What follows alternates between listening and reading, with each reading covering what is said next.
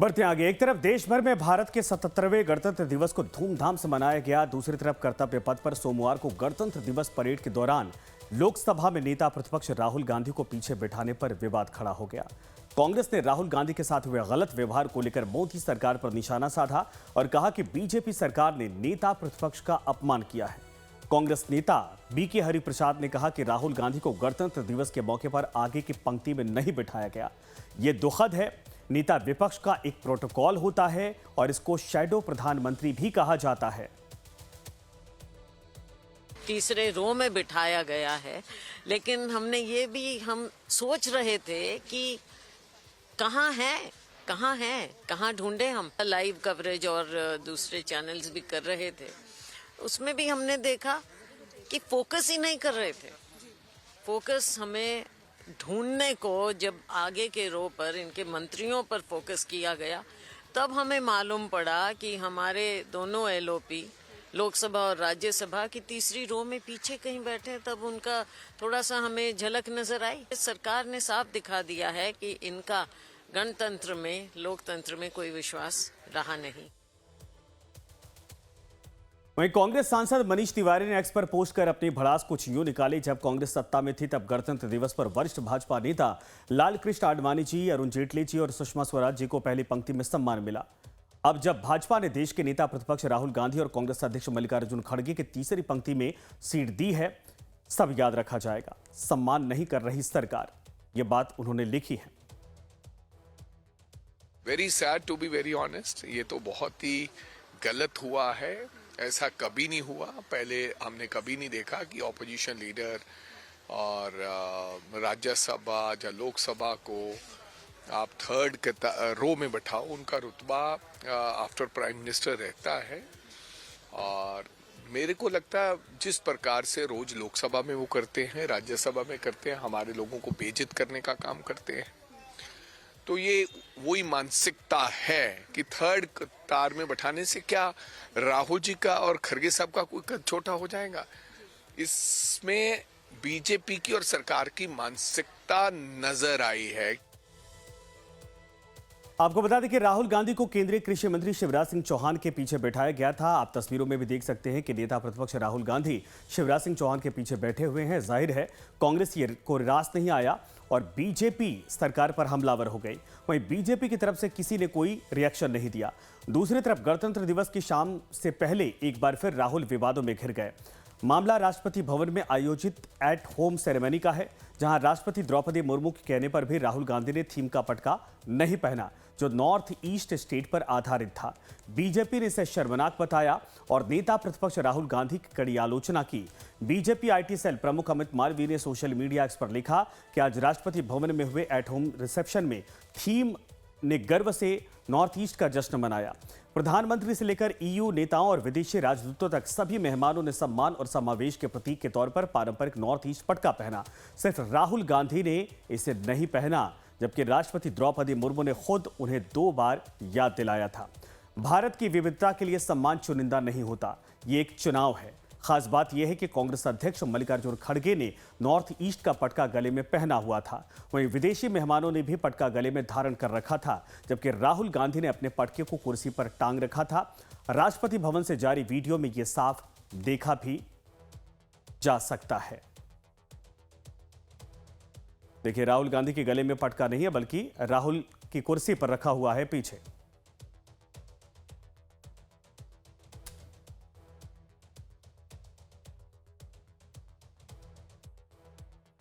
फिर बीजेपी प्रवक्ता शहजाद पूनावाला ने कांग्रेस नेता राहुल गांधी को आड़े हाथों लिया और कहा कि पूर्वोत्तर की संस्कृति से इतनी नफरत क्यों करते हैं राहुल गांधी, ये उन्हें बताना चाहिए। उन्होंने राष्ट्रपति के अनुरोध के बावजूद पटका पहनने से इनकार कर दिया।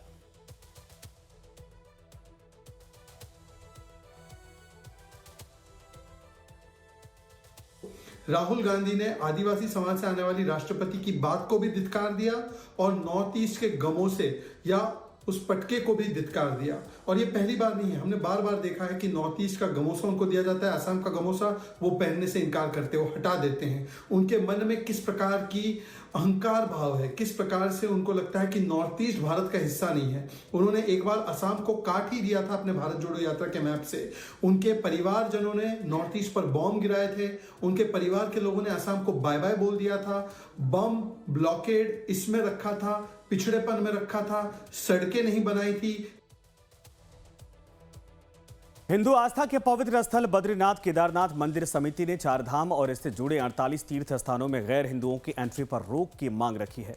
मंदिर समिति ने इसके पीछे तर्क दिया है कि ये सभी पर्यटन स्थल नहीं बल्कि सनातन धर्म के सर्वोच्च आध्यात्मिक केंद्र हैं। उत्तराखंड के सीएम पुष्कर सिंह धामी ने इस पर अपनी सहमति जता दी है और आगे कार्रवाई की बात कही है। तो दरअसल कई धार्मिक स्थलों से ऐसी तस्वीरें देखने को मिली है जिसके लिए हिंदू आस्था को ठेस पहुंचाने की कोशिश होती है। ऐसे में बद्रीनाथ केदारनाथ मंदिर समिति के अध्यक्ष हेमंत द्विवेदी का कहना है कि धर्म स्थलों में प्रवेश को नागरिक अधिकार के बजाय धार्मिक परंपरा के तौर पर देखा जाना चाहिए। हेमंत द्विवेदी ने कहा कि इसे लेकर सभी धार्मिक गुरुओं और संत समाज का एक मत है। देखिए, जहां तक गैर हिंदुओं का धार्मिक स्थलों में प्रवेश की बात है तो मैं आपको कहना चाहता हूं कि श्री केदारनाथ जी और बद्रीनाथ जी धाम कोई पर्यटक स्थल नहीं है बल्कि एक सनातन परंपराओं का सर्वोच्च आध्यात्मिक केंद्र है। यहाँ प्रवेश का प्रश्न नागरिक का अधिकार नहीं बल्कि धार्मिक आस्था और परंपराओं का है। आदि शंकराचार्य जी इस पूरी व्यवस्था को बना के गए थे और ये आदिकाल से ये व्यवस्था चली आ रही है, उसी का पालन हम लोग कर रहे हैं। और समय समय पर लोगों की लंबे समय से ये मांग रही है कि जो हमारे धार्मिक स्थल हैं, जो हमारे इस तरह के जो बड़े धाम हैं, इन स्थलों पर जो है कि गैर हिंदुओं को प्रवेश जो है कि वर्जित होना चाहिए। श्री बद्रीनाथ केदारनाथ मंदिर समिति के सम्मानित अध्यक्ष हेमंत द्विवेदी जी द्वारा बद्रीनाथ धाम, केदारनाथ और इनके सहवर्ती मंदिर जो सबऑर्डिनेट टेम्पल हैं, इन मंदिरों में गैर हिंदुओं के प्रवेश पर रोक लगाने संबंधी, प्रवेश वर्जित करने संबंधी योजना का एक प्रस्ताव लाया जा रहा है। हम बद्रीनाथ धाम के पुजारी समुदाय होने के नाते हेमंत द्विवेदी जी के इस प्रस्ताव की, इस कार्य योजना का स्वागत करते हैं। स्वागत योग्य कदम है, अभिनंदन करते हैं और इस प्रस्ताव की भूरी भूरी प्रशंसा करते हैं।